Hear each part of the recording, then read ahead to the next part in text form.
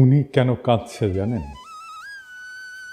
আজ একটা বছর উনি জানেনই না ওনার সন্তানের কবর কোনটা। গত বছর 18ই জুলাই ওনার ছেলে মোহাম্মদ সোহেল রানা আন্দোলনে যে নিখোঁজ হন। পরবর্তীতে যখন জানতে পারেন আঞ্জুমানে মফিদুল ইসলাম থেকে রায়ের বাজার বদ্ধভূমি কবরস্থানে 114টি বেওয়ারিশ লাশ দাফন করা হয়েছে, ছুটে যান সেখানে। ছবিগুলো একে একে দেখেন এবং পেয়ে যান নিজের বুকের মানিকের ছবি। কিন্তু জানেনই না সেই অজানা 114 কবরের মাঝে কোনটা তার সন্তানের। বিগত 1 বছর এই সব পরিবারের জন্য কি করেছেন বাংলাদেশের অন্তর্বর্তীকালীন সরকার? কেন 1 বছরেও এই সকল কবর চিহ্নিত করলেন না আপনারা? প্রফেসর ইউনূস, আপনার লজ্জা লাগে না? আপনার সময় হয় একবার না দুইবার সোহেল তাজ আর তার পরিবারের সাথে দেখা করার, কিন্তু আপনার সময় হয় না শহীদদের কবর আইডেন্টিফাই করার মতো রিসোর্স মোবিলাইজ করার। শতাধিক কবরের কোনটা কার কবর এটা আইডেন্টিফাই করা কি খুব জটিল কাজ?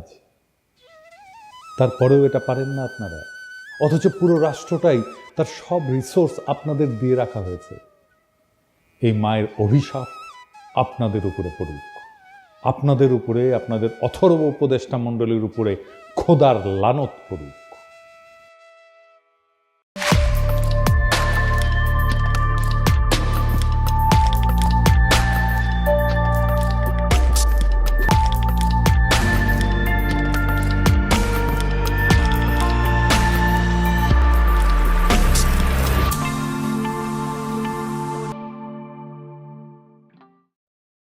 আমরা যখন ছাত্র রাজশাহীতে, তখন পাপিয়া ও রাজশাহী ইউনিভার্সিটির ছাত্রদল নেন তুখোর বক্তা। পাপিয়া তখন ক্রেজ আর কি, পাপিয়া আসবে বক্তৃতা দিবে, শুনলে পাবলিক ঝাইপে পড়ে। আমিও খালি শুনি পাপিয়া নামে এক নেত্রী আছে, হেভি বক্তি মাঝারে, এ তো শোনা হয়নি কখনো। তো এর মধ্যে পলিটেকনিকে ইলেকশন হবে, আমি কাজ করতেছি দিন রাত, এটি আমাদের ক্যান্ডিডেট আছে, ভালো ক্যান্ডিডেট জিতবে আমরা জানি। হেভি গরম পড়িছে, রাজশাহীর গরম তো জানেন, চান্দি ফাটানো গরম। তো পাপিয়া আসিছে প্যানেল পরিচিতি অনুষ্ঠানে, গরমে ত্রাহি ত্রাহি অবস্থা। তো পাপিয়া বক্তৃতা দিতেছে ওই প্যানেল পরিচিতি, ছাত্রদল এই নির্বাচনে জিতবে, সেদিন ওরা যে কান্না করবে, সেই কান্নার পানিতে যে বন্যা হবে, সেই বন্যার পানিতে আমরা সাঁতার কেটে কেটে উল্লাস করব। ওই যে গরম, ওই গরমের চাইতেও বেশি গরম নিয়ে আমরা বিজয়ী হব। এর মানে কি? সেই দিন বাগে খেয়েছে, তারপরে 36টা বসন্ত পার হয়ে গেছে, তাও গরমের চাইতে বেশি গরম, এই কথার মানে বুঝি নাই। আপনারা বুঝিছেন? হ্যাঁ, বুঝেন নাই? এই জন্যই কবি পুলক বন্দ্যোপাধ্যায় লিখেছিল, তুমি কি যে বলো বুঝি না, তোমার মুখের পানে চাহিলে আমি কিছু শুনি না। তুমি কি যে বলো বুঝি না। আল্লাহর কি অসীম কুদরত। কিছুদিন আগে এই গরমের উপরে থাকা কথাটার মানে বুঝেছি। এটা নাটকের ক্লিপ দেখে আপনারাও শুনেন। এই যে এটা আমার চেহারা ছবি মাশাআল্লাহ ভালো। তো যাই হোক, ক্যাবলা কোন দিকে? ক্যাবলা কি? আরে পশ্চিম। এইদিকে। এইরকম টেলিভিশন দেখি নাই, টেলিভিশনটা একটু ছাড়ো তো। এটা টেলিভিশন না। তাহলে এটা কি? এটা জানার আপনার দরকার নাই, গরম লাগলে খবর দিয়েন। আমি তো গরমের উপরে সব সময় আছি। হ্যাঁ, পাপিয়া এখনো গরমের উপরেই আছে, বুঝছাও? তো ইলেকশনে ছাত্রদল জিতে নাই, ছাত্র ইউনিয়ন জিতেছিল। তো ভিপি সহ কয়েকটা আসনে। এখন কইতে পারেন এই হারমোনিয়াম পার্টি ছাত্র ইউনিয়নে আবার জিতেছিল ভিপি ইলেকশনে। ওই সময় মানে 90-এর ছাত্র ইউনিয়ন আলাদা ছিল। ওই সময় রাজশাহী কলেজে ছাত্র ইউনিয়নের ভিপি, পলিটেকনিকে ছাত্র ইউনিয়নের ভিপি, বিআইটিতে ছাত্র ইউনিয়নের জিএস, আর রাজশাহী মেডিকেল কলেজের ছাত্র ইউনিয়নের জিএস তো আমি ছিলাম। তো যাই হোক, পাপিয়া আবার বিএনপি হারানোর কোশিশ করিচ্ছে। দেখেন প্রবাসীদের ভোট নিয়ে কি বলে। থেকে এসে কেউ যদি মেম্বার হয় সেটাকেই মানতে চায় না। আবার প্রবাসী ভোটাররা রেমিটেন্স দেয়, তো তাদের পরিবারের জন্য তারা টাকা পাঠায়, তাদের পরিবার ভিটামাটি বিক্রি করে ছেলেকে বিদেশ পাঠায়। তো সে তার দায়িত্ব আছে তার পরিবারকে টাকা পাঠানোর। তার জন্য বাংলাদেশের রাজনীতিতে অংশ দিতে হবে, ভোটার বানাতে হবে। কে বলছে? বাংলাদেশের সুখ দুঃখ একটা নিরাপদ জায়গা থেকে তারা প্রতিবাদ করে। আমাদের মতো রং পানি থেকে, রিমান্ড থেকে, লোহার রড থেকে থেতলা করা, আর পুলিশ পিটানি, আর দিনের পর দিন 40 দিন 50 দিন থানা ও থানা করে বেঞ্চের উপর বসায় রেখে রিমান্ড কার্যকর করা, এগুলো কি প্রবাসী ভোটাররা কখনো তারা কি ভুক্তভোগী? তো ভুক্তভোগী না তো ভোটের ভুক্তভোগী হতে যাবে কেন? ভোটের অংশীদার হতে যাবে কেন?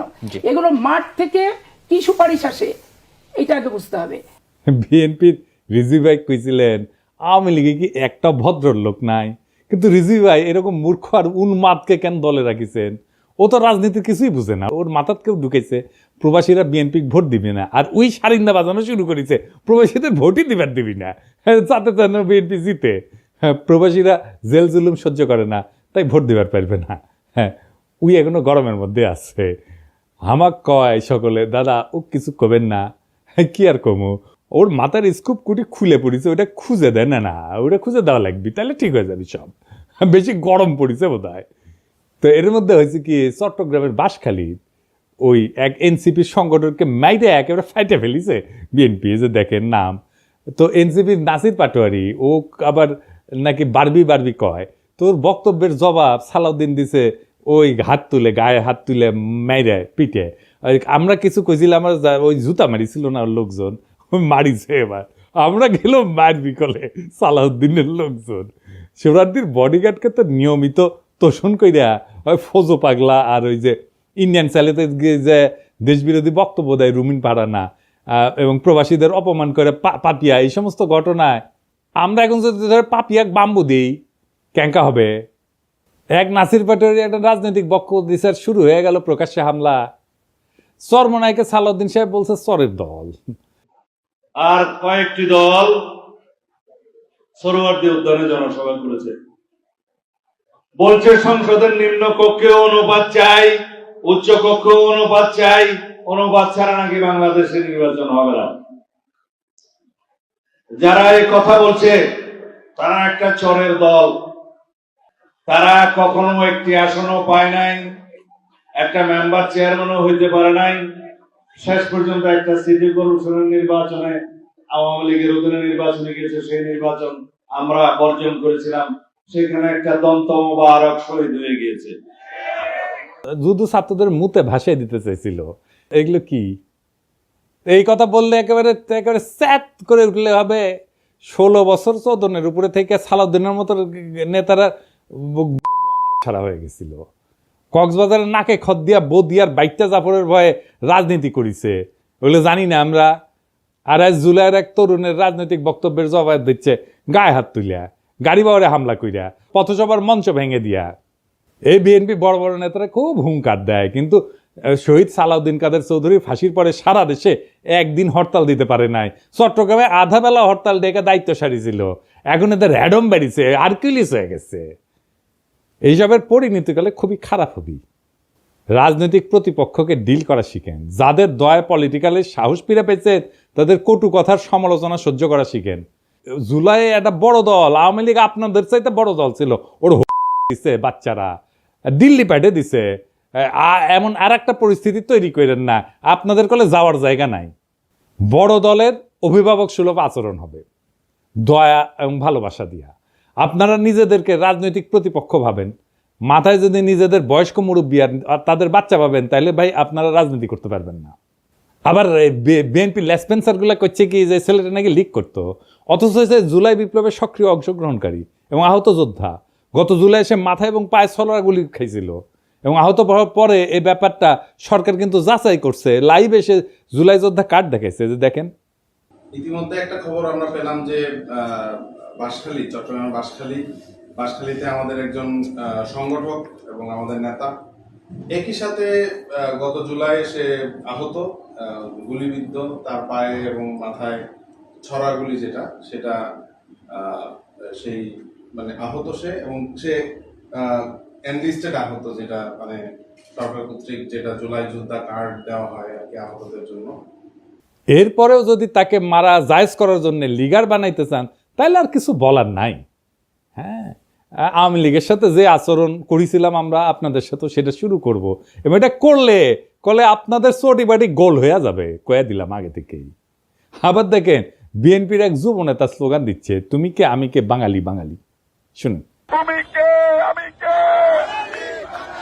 সে কে সে কে, তুমি কে আমি কে, সে কে সে কে।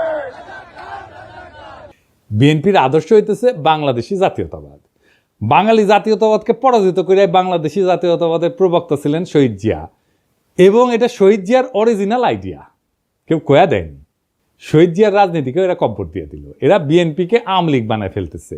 সাব্বাস বাঘের বাচ্চা, ওই ভাবিচ্ছে যে এই কইরা লীগের ভোটগুলো টানবি, কিন্তু ওর যে নিজের ভোটগুলো জয় বাংলা হয়ে যাবে সেই খবর আর নাই। তো এই নয়ন সম্পর্কে শোনা যায় নাকি প্রচুর চাঁদাবাজি করেছে, জানি না। নয়ন তুমি কিছু মাইন্ড করো না, শুনিচ্ছি আর কি, সত্য মিথ্যা জানি না। তবে নয়নের কাছেও এই অনুসন্ধানী সাংবাদিক ওই চান্দা চাইছিল, এটা নয়ন নিজেই কইছে, শুনেন।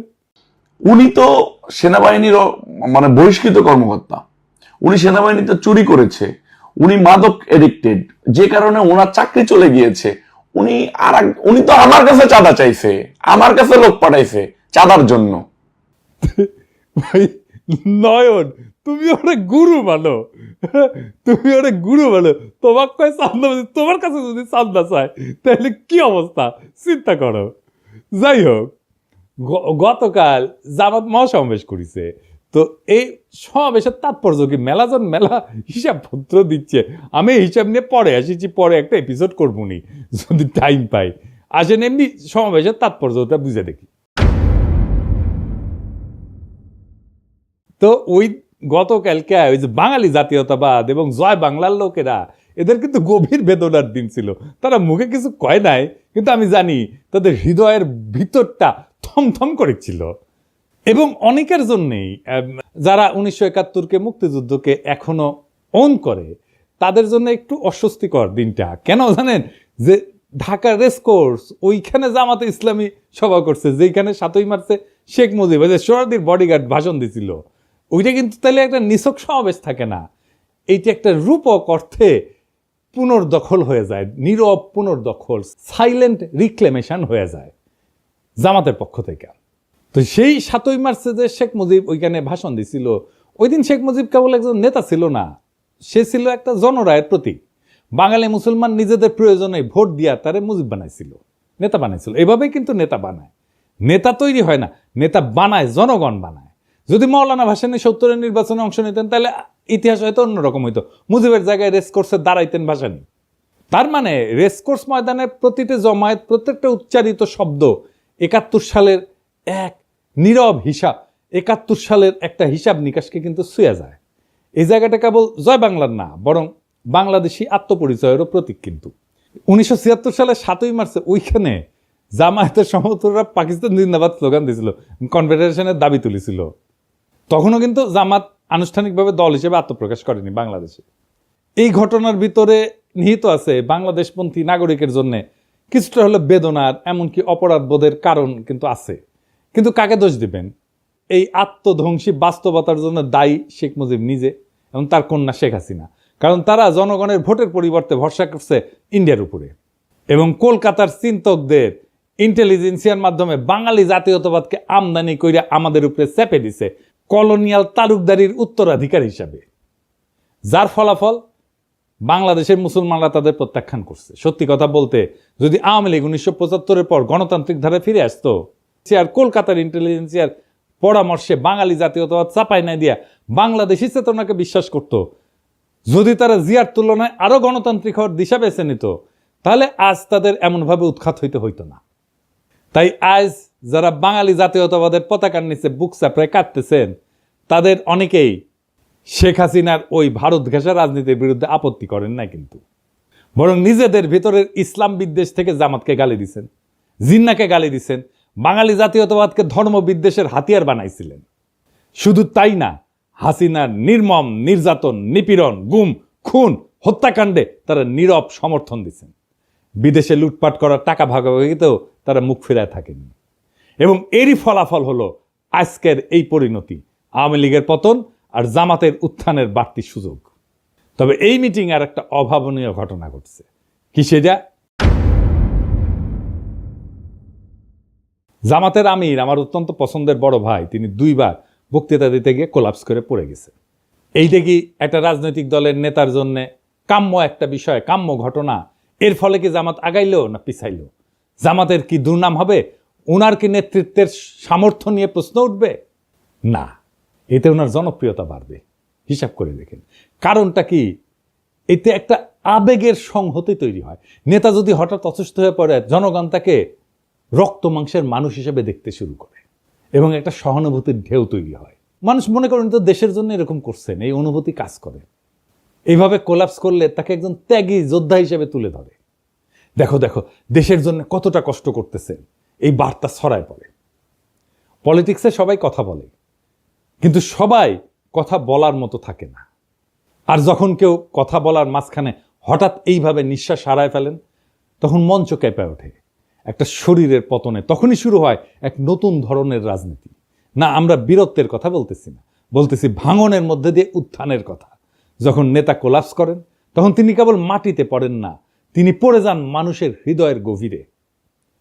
শফিক ভাই এইভাবেই হৃদয়ের গভীরে পড়ছেন। যেটা ঘটছে আমরা দেখছি, একটা জনসভা, লক্ষ লক্ষ মানুষের ভিড়, নেতা কথা বলতেছেন, সরাসরি আগুন জ্বরা ভাষণ, হঠাৎ থেমে গেলেন, নিঃশ্বাসের শব্দ বেড়ে যায়, 1 পা 2 পা করে, তারপরে ধপাস করে পড়ে গেলেন মঞ্চেই। অনেকে চিৎকার করে উঠছেন, কিন্তু তিনি কি সত্যি পড়ে গেছেন, নাকি ঠিক তখনই তিনি মানুষের হৃদয়ে উত্থান করেন? আমি কয়েকটা আন্তর্জাতিক ঘটনার কথা বলি। রবার্ট এফ কেনেডি ভাষণ শেষে গুলিবিদ্ধ হয়ে মঞ্চে পড়ে যান। কোনো রাজনৈতিক প্রতীক কখনো এত রক্তে জন্ম নেয়নি। তার জন্য পোস্টার ছাপা হয়, এতেই উনার জনপ্রিয়তা আকাশচুম্বী হয়ে যায়। রাজনীতি মানে কিন্তু পারফেকশন না। মানুষ চায় একজন তার মতো একজন মানুষ, তার মতো একজন ভাঙা নেতা, যে তার মতো কষ্ট পায়, যে তার মতো কাঁদে, যে তার মতোই ভালনারেবল। এটাই হিরোইক সাফারিং এফেক্ট। নেতা যদি ভোগে, জনগণ তাকে ভালোবাসে। ফরাসি চিন্তাবিদ জালুক ন্যান্সি, উনি বলছিলেন, যে শরীর কষ্ট করে সেই সত্য বয়ে আনে।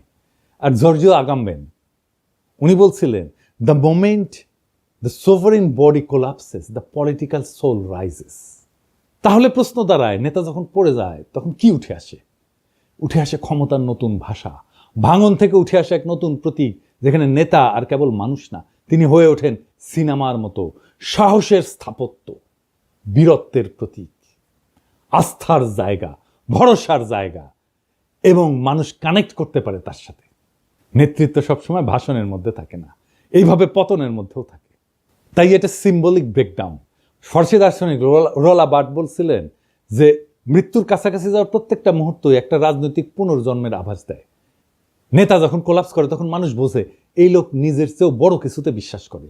আর এখানেই আসে এক গভীর থিওরি, যেটা আগে বলছি, হিরোইক সাফারিং এফেক্ট। নেতা যখন কষ্টে পড়ে, তার প্রতি সহানুভূতি বাড়ে, আর সহানুভূতির সাথে আসে বিশ্বাস। বিশ্বাস থেকে তৈরি হয় কারিশমা। জার্মান সমাজবিজ্ঞানী ম্যাক্স ওয়েবার বলছিলেন, কারিশমা হচ্ছে এক ধরনের ঐশ্বরিক বা অতিপ্রাকৃত বৈধতা, যা দুর্দিনে প্রকাশ পায়। নেতার শরীর যখন হার মানে, মন তখন কথা বলে, আর মনই তখন জনগণের সাথে একাত্ম হয়ে যায়। সুতরাং নেতা যখন তার ভাষণের মঞ্চে পইরা যান, তখন আমরা যদি দুঃখ করি, তাহলে কিন্তু আমরা ঘটনাটা বুঝি না। আর যদি ভাবি উনি দুর্বল হয়ে পড়ছেন, তাও ভুল।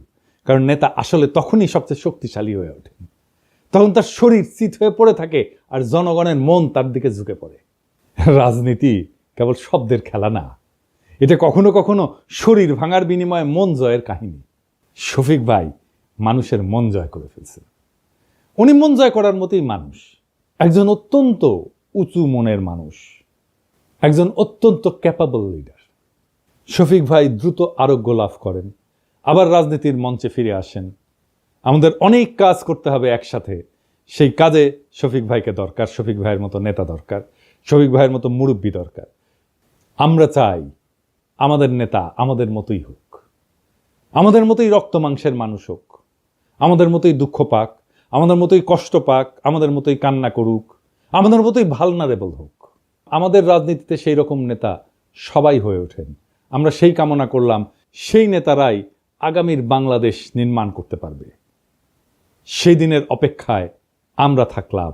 আমরা সেই দিন একসাথে আবার সেই বিপ্লবকে পুনর্নির্মাণ করব, আবার সেই বিপ্লবের স্বপ্নে আমরা নতুন বাংলাদেশ গড়ে তুলব। ইনকিলাব জিন্দাবাদ।